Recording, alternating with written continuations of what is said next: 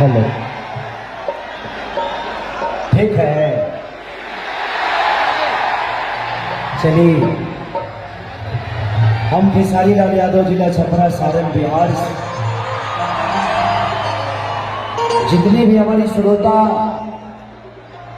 भगवान स्वरूपी श्रोता जितने भी आए हैं, मैं सबका चरण छू के प्रणाम कर रहा हूँ। एक ताली बजाकर श्रीमान।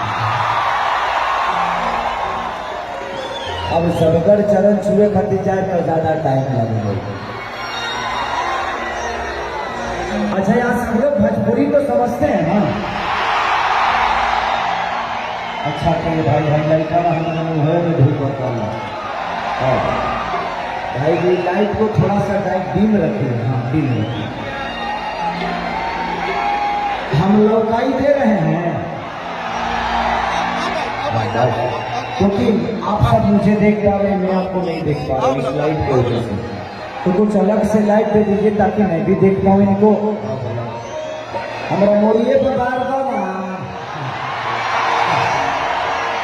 पागल कर तो हमारा के चलिए,